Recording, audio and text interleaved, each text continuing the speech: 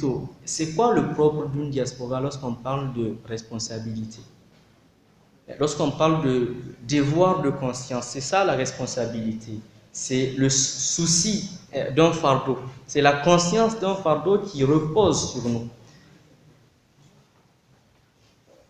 Le propre d'une diaspora, alors, c'est peut-être sa plus grande réalité, c'est la complexité.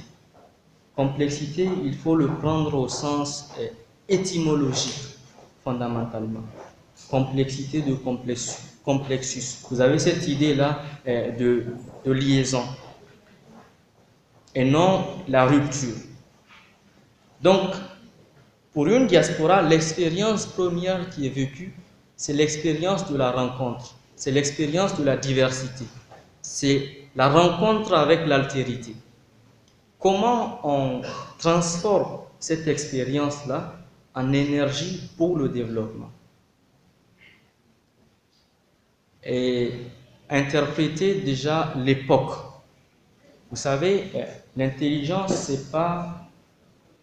ce n'est pas l'information, le fait de savoir que le président français se trouve actuellement ici, le fait de savoir que le Niger a signé telle convention avec tel pays, le fait de savoir que les étudiants nigériens sont en Russie. Ce n'est pas ça l'intelligence, ça c'est l'information. L'intelligence, c'est être capable de relier les points, les grands points de l'histoire et de les interpréter.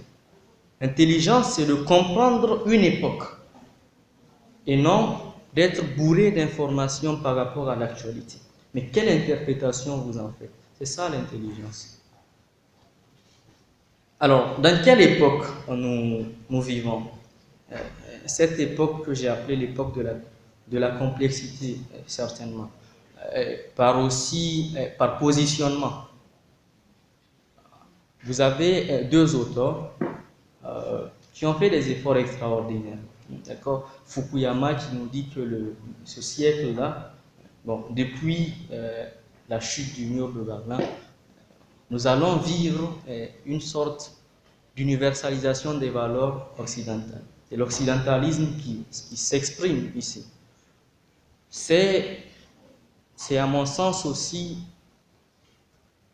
le résultat de tout un travail qui est le positivisme depuis Kant, qui a été porté surtout par l'Europe.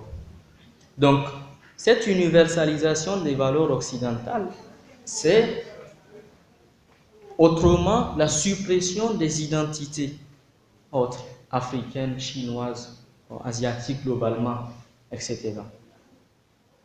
Puis, au point de l'appeler même la fin de l'histoire, il a écrit un livre, La fin de l'histoire et le dernier homme. C'est-à-dire cette époque-là où finalement l'Occident va prédominer en termes de valeurs, au niveau politique, au niveau idéologique aussi. Et c'est vrai, à un niveau politique, parce que la conception de l'État moderne nous est venue de l'Occident. Et le mot moderne même, bon, je n'ai pas le temps de discourir par rapport à la modernité, parce que c'est en lien aussi avec le progrès, avec le développement.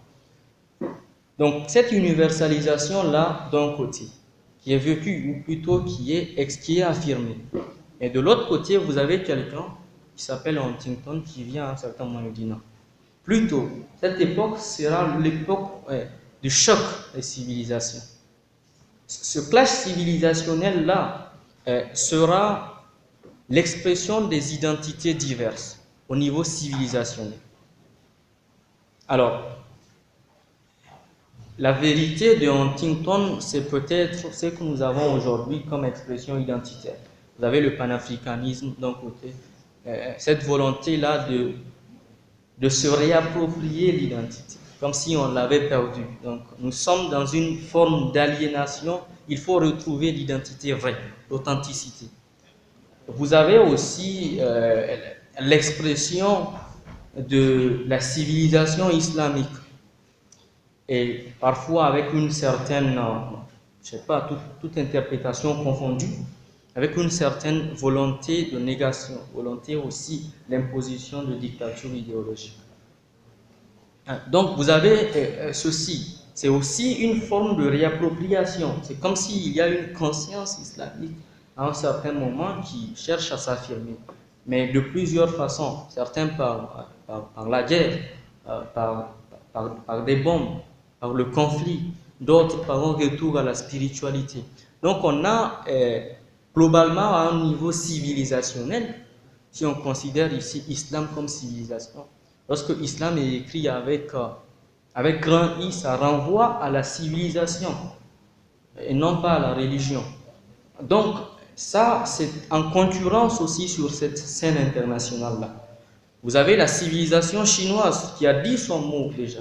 Vous avez la civilisation occidentale qui cherche toujours à maintenir les civilisations sous le pied de la domination. Donc, ces affirmations identitaires sont la preuve en partie de la vérité de Huntington. Donc, nous vivons effectivement dans une certaine dimension, une époque de clash civilisationnel. Comment retrouver une identité dans cette hétérogénéité identitaire? Comment retrouver l'authenticité? Et comment, à partir de l'authenticité, on bâtit une nation dans l'ordre du développement?